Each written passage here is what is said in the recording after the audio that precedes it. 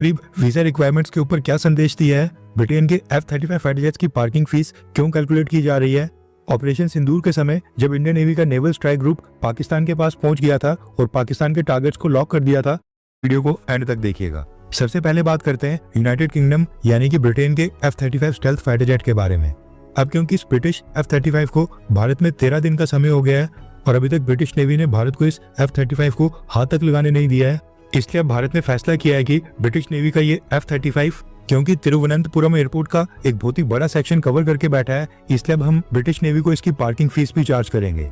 Reference के लिए आपके स्क्रीन के ऊपर आर्टिकल का स्क्रीनशॉट है। न्यूज निकल कर आ रही है कि केरला एयरपोर्ट ने ये डिसाइड किया है कि वो पर डे 26,261 रुपीज F-35 की पार्किंग फीस के तौर के ऊपर चार्ज करेंगे। केरला एयरपोर्ट के एडमिनिस्ट्रेशन का मानना है कि 13 दिन का समय हो गया है, अच्छे जेस्चर के लिए हम 4-5 दिन, 6-7 दिन या फिर 8-10 दिन वेट कर सकते थे, लेकिन अब 13 दिन से ऊपर हो गए हैं एंड अभी भी कोई पता नहीं है कि ब्रिटिश नेवी कब अपने इस फाइटर जेट को यहाँ से रिमूव करेगी। इसलिए अब केरला एयरपोर्ट की पेशेंस भी खत्म हो गई है और एयरपोर्ट अथॉरिटीज ने पार्किंग फीस चार्ज करने का फैसला किया है। क्योंकि ये F-35 एयरपोर्ट के एक बड़े सेक्शन को कवर करके बैठा है, सिक्योरिटी रीजंस के कारण यहाँ पर दूसरे किसी एयरक्राफ्ट को भी आने की परमिशन नहीं है और भारत को CISF के जवान को इस F-35 की सिक्योरिटी के लिए दिन रात तैनात करके रखने पड़ रहा है, इसलिए फैसला किया गया है। वैसे आपकी नॉलेज के लिए बता दूं कि केरला का ये तिरुवनंतपुरम इंटरनेशनल एयरपोर्ट जहां पर ये F-35 इस समय पार्क्ड है वो अडानी ग्रुप के अंडर आता है and Adani group international market standards के अकॉर्डिंग ही ब्रिटेन के F-35 से पार्किंग फीस चार्ज कर रहा है। किसी भी एयरक्राफ्ट की पार्किंग फीस उसके मैक्सिमम टेक ऑफ वेट के ऊपर डिपेंड होती है। छोटे छोटे प्राइवेट एयरक्राफ्ट की parking fees 5,000 Indian rupees per day से स्टार्ट होती है और जो गल्फ स्ट्रीम जैसे बड़े एयरक्राफ्ट होते हैं उनकी parking fees per day 50,000 Indian rupees तक चली जाती है। F-35 का maximum takeoff weight 27 metric tonne के अराउंड है, इसलिए उसी के अकॉर्डिंग कैलकुलेशन करके ये 26,000 इंडियन रुपीज पर डे का नंबर आया है। हालांकि सोशल मीडिया के ऊपर अब ये बहस छिड़ गई है कि क्या ब्रिटिश नेवी से पार्किंग फीस चार्ज करनी चाहिए या फिर नहीं, एंड अगर पार्किंग फीस लेनी है तो क्या 26,000 रुपए पर डे का अमाउंट जस्टिफाइड है, कम है या फिर ज्यादा है। बिना वेपन्स पैकेज के एक F-35 फाइटर जेट की कॉस्ट 8 से 900 करोड़ रुपीज होती है। रिपोर्ट के मुताबिक भारत ने ब्रिटिश नेवी को ऑफर किया था कि इंडियन एयरफोर्स के एक्सपर्ट इस F-35 को यहाँ से साइड करके पास में हैंगर में शिफ्ट कर देते हैं, लेकिन ब्रिटिश नेवी इसके लिए मानी नहीं। अगर ब्रिटिश नेवी F-35 को हैंगर में ट्रांसफर करने के लिए मान जाती तो ये पार्किंग फीस का मुद्दा ही खड़ा नहीं होता। अभी F-35 क्योंकि day and night public site में है, इसलिए इसको लेकर काफी सवाल भी उठ रहे हैं। वैसे आपको क्या लगता है कि क्या ये जो 26,000 पर डे की पार्किंग फीस है, क्या ये सही स्टेप है, हाँ या फिर ना? नीचे कमेंट करके अपनी राय जरूर बताएं। अमेरिका ने अचानक से क्वाड देशों के विदेश मंत्रियों की मीटिंग बुला ली है। यूएस स्टेट डिपार्टमेंट ने इन्फॉर्म किया है कि 1 जुलाई यानी कि 4 दिन के बाद अमेरिका के secretary of state Marco Rubio quad countries के विदेश मंत्रियों को होस्ट करेंगे। भारत के विदेश मंत्री जयशंकर सर भी जाने वाले हैं। जापान और ऑस्ट्रेलिया के फॉरेन मिनिस्टर्स भी क्वाड मीटिंग के लिए वॉशिंगटन में प्रेजेंट होंगे। अब इस इमरजेंसी मीटिंग का क्या पर्पज है वो तो खैर 4 दिन के बाद ही पता चलेगा। इसके साथ ही अमेरिका के प्रेसिडेंट डोनाल्ड ट्रंप ने अभी कुछ ही घंटे पहले अनाउंस किया है कि वो चाइना के बाद अब भारत के साथ एक बहुत ही बड़ी ट्रेड डील साइन करने जा रहे हैं। डोनाल्ड ट्रंप ने कहा है कि उन्होंने चाइना के साथ साथ अब भारत की मार्केट को भी अमेरिकन बिजनेस के लिए ओपन करवा दिया है एंड इससे अमेरिकन को काफी बड़ा फायदा होगा। भारत के साथ ट्रेड डील के लिए डोनाल्ड ट्रंप ने वेरी बिग वन वर्ड्स का इस्तेमाल किया है। अब देखना ही होगा कि भारत और अमेरिका की ट्रेड डील की क्या टर्म्स और कंडीशन होती हैं। नेक्स्ट अपडेट आ रही है ऑपरेशन सिंधु को लेकर। ईरान इजराइल सीजफायर के बाद अब भारत के विदेश मंत्रालय ने ऑपरेशन सिंधु के बारे में जानकारी दी है। सबसे पहले तो एक करेक्शन है, भारत के विदेश मंत्रालय ने अपनी ब्रीफिंग में बताया कि ईरान में जो भारत की कम्युनिटी है वो 4,000 नहीं बल्कि 10,000 इंडियन कम्युनिटी के लोग ईरान में रह रहे हैं। 10,000 इंडियंस ईरान में वाकई में बड़ा नंबर है। एंड इसके साथ ही इसराइल के बारे में बताया कि 18 से 20,000 नहीं बल्कि इंडियन कम्युनिटी के 40,000 इंडियंस इसराइल के अंदर प्रेजेंट है, यानी जितने लोग ईरान में हैं उससे 4 गुना ज्यादा लोग इसराइल के अंदर है। विदेश मंत्रालय ने जानकारी दी है कि ऑपरेशन सिंधु के लिए टोटल 19 स्पेशल इवैक्यूएशन फ्लाइट्स चलाई गई थी, यानी 19 फ्लाइट्स में इंडियंस को भारत लाया गया। इन 19 में से 3 फ्लाइट्स इंडियन एयरफोर्स के मिलिट्री ट्रांसपोर्ट एयरक्राफ्ट में करनी पड़ी थी एंड उसके पीछे कुछ सिक्योरिटी रीजंस थे। अब ये टोटल 19 फ्लाइट्स ऑपरेट की गई। इनके अंदर 4,415 इंडियंस को इवैक्यूएट किया गया, जिसमें से 3,597 ईरान से आए थे और 818 इजराइल से आए। इसके साथ ही भारत के विदेश मंत्रालय ने बताया कि भारत ने total 14 overseas citizen of India को भी रेस्क्यू किया है, जो दूसरी कंट्रीज के सिटीजन थे। इसके साथ ही नेपाल के 9 सिटीजन थे, श्रीलंका के 4 सिटीजन थे एंड एक इंडियन की एक ईरानियन स्पाउस को भी भारत ने रेस्क्यू किया है। नेक्स्ट अपडेट आ रही है भारत और अमेरिका को लेकर।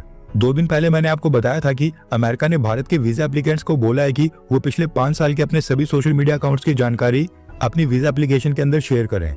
वरना उनकी वीजा एप्लीकेशन रिजेक्ट कर दी जाएगी। अमेरिका की इस डिमांड के ऊपर भारत के विदेश मंत्रालय ने भी कमेंट किया है। रेफरेंस के लिए आपकी स्क्रीन के ऊपर आर्टिकल का स्क्रीनशॉट है। भारत के विदेश मंत्रालय के spokes person Randhir Jaiswal sir ने कहा कि वीजा और इमिग्रेशन के मैटर्स किसी भी देश के सॉवरेन डिसीजंस होते हैं, उनको पूरा अधिकार होता है वो तय करने का। लेकिन हमने गाइडलाइंस देखी हैं जिनमें सोशल मीडिया आइडेंटिफायर्स के बारे में पूछा जा रहा है। लेकिन हमारा ये मानना है कि भारत के लोग जो अमेरिका के वीजा के लिए अप्लाई कर रहे हैं उनकी वीजा एप्लीकेशंस को मेरिट के बेसिस के ऊपर जज करना चाहिए।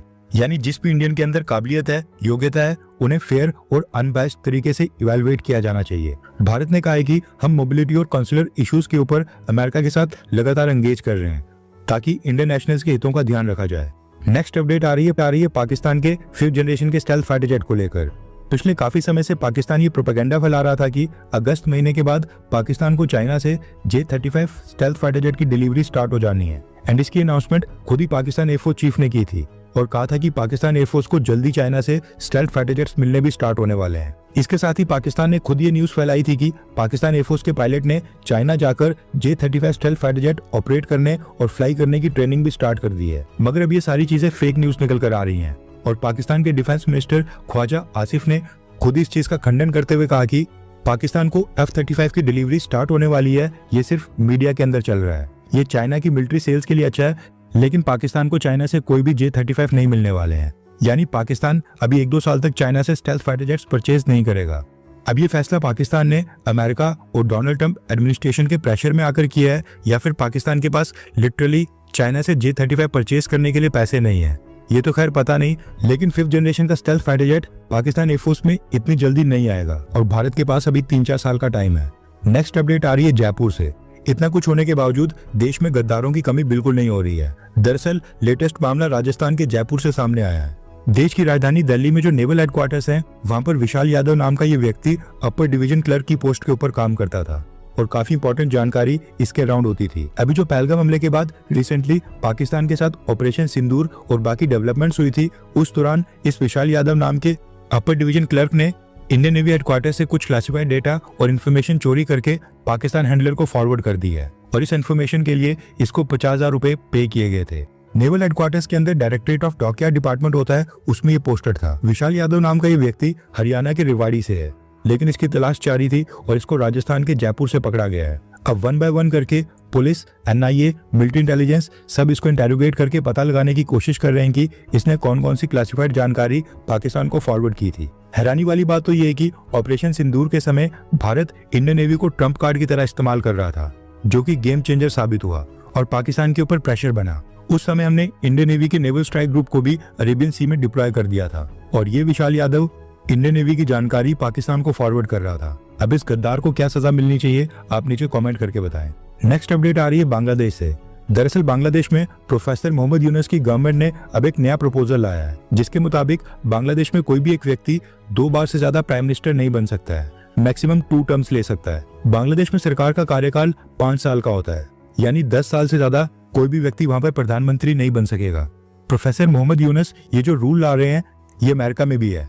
अमेरिका में भी एक व्यक्ति केवल 2 बार ही प्रेसिडेंट बन सकता है। प्रोफेसर मोहम्मद यूनुस के इस प्रपोजल के खिलाफ बांग्लादेश की main opposition party Bangladesh nationalist party खड़ी हो गई है। BNP का कहना है कि इस तरह के संवैधानिक फैसले लेने का प्रोफेसर मोहम्मद यूनुस के पास कोई भी राइट नहीं है। वो एक इंटरिम गवर्नमेंट चला रहे हैं और उनका काम जल्दी से जल्दी चुनाव करवाने का है। इतने बड़े बड़े संवैधानिक फैसले एक इलेक्टेड गवर्नमेंट को ही करने चाहिए, जो लोगों द्वारा चुनकर आई हो। वैसे कई सारे लोग प्रोफेसर मोहम्मद यूनुस के इस फैसले का समर्थन भी कर रहे हैं।